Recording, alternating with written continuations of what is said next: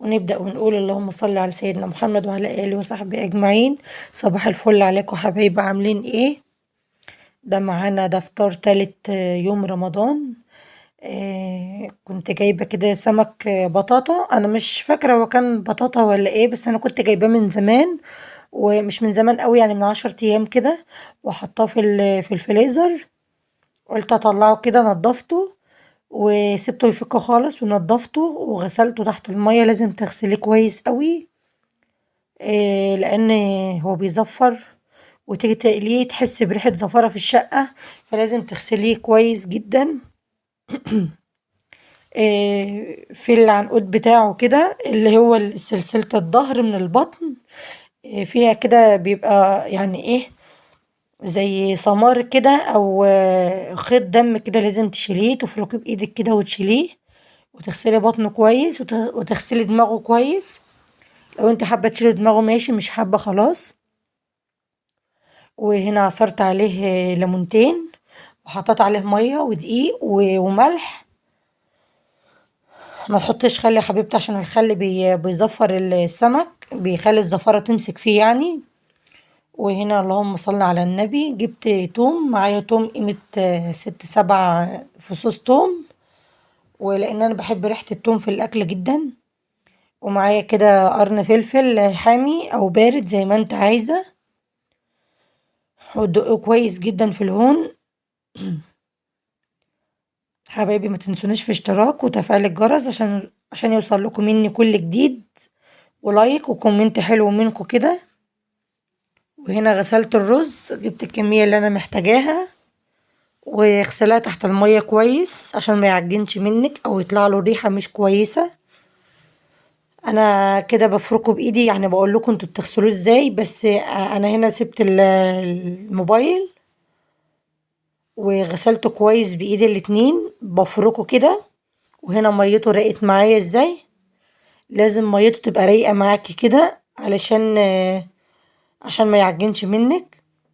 وهنا حطيت قيمة معلقة ملح زي ما انت عايزة. وهنا يا حبايبي خلاص دقيت التوم، طبعا علقت على الرز عشان يستوي. وهنا خلاص فرمت التوم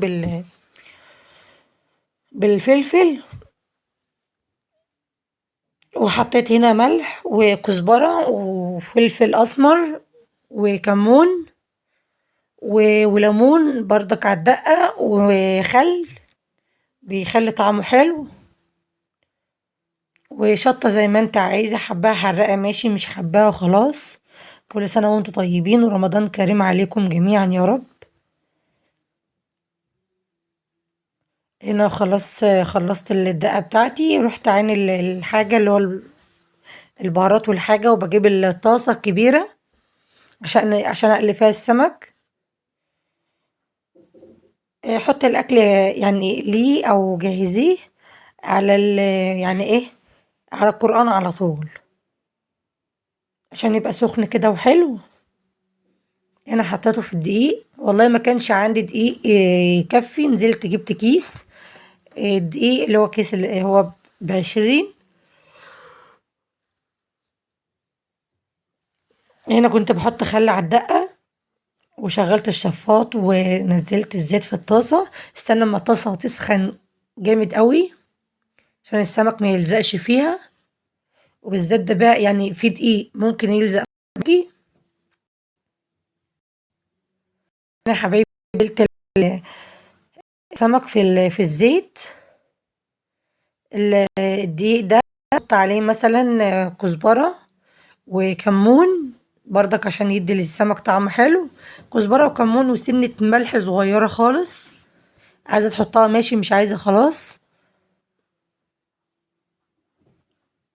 هنا بقى باخد بقية السمك بجهزه في الدقيق، عشان يبقى جاهز معايا ان انا انزله على طول في الطاسة. اما بعمل حاجة تانية، من ورايا طبقين في الحوض، ورايا مثلا اي حاجة تانية بعملها.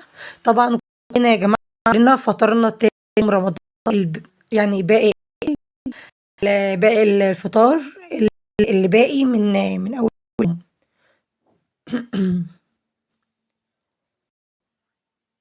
المحشي بيبقى كتير، الأكل بيبقى كتير يعني. خسارة، حرام اوعي ترمي الأكل ده، نعمة ربنا ما تترماش. لا، بتفضل معاكي تسخنيها تاني يوم وتاكليها بألف هنا. وهنا خلاص الرز داخل على السوا، كنت بوطي عليه، كنت ببص عليه يعني. اللي اخترع المسكة دي والله العظيم بجد، إيه تسلم ايدك وتسلم دماغك ان هي فكرت في الاختراع الجميل ده، لان هي بصراحة جميلة. بحب اشيل بها البطاطس او السمك، او مثلا بقلي بيها بيض، اللي هو البيض اللي هو المسلوق. بتبقى جميلة جميلة، والبرنجان والفلفل كل ده بتشيله معايا. جميلة. انا عندي منها الستانلس دي، واللي هي الجرانيد، بس هي اللي هي الجرانيد ما بتمسكش قوي زي دي. انا بحب استخدم دي في كل حاجة بصراحة يعني. هنا جبت طبق معايا اهو، ده الطبق اللي في الدقة بتاعتي، يعني ما تملحيش الدقة بتاعتك قوي، علشان الحاجة اللي انت بتحطيها في الحاجة اللي انت بتحطيها، يعني اللي هو زي الطماطم وكده، الطماطم بتبقى حادقة معاكي. فايه ما تحدقيش الدقة بتاعتك قوي، عشان ما تبقاش حادقة منك وطعمها مش كويس. هنا نزلت بتاني دور اهو، يعني تاني طاسة، اللي كان في الدقيق اهو. بس سمك تحفة وطعمه جميل، كان الكيلو تقريبا عامل 80 جنيه. اوريهولكوا دلوقتي، تحفة يا بنات تحفة. انا هنا اهو بطلعه من الدقة بتاعته وبرصه على طبق. بنات ما تنسوناش في الاشتراك وتفعيل الجرس، عشان يوصل لكم مني كل جديد، ولايك وكومنت حلو منكم كده. شجعوني يا بنات، لان انا تشجيعكم ليا وكومنتاتكم ليا بتفرحني بجد، وبتساعدني وبتشجعني ان انا اعمل لكم كل يوم فيديو، بالذات في رمضان بقى. كل سنة وانتم طيبين، ورمضان كريم عليكم. وده خلاص الشكل النهائي.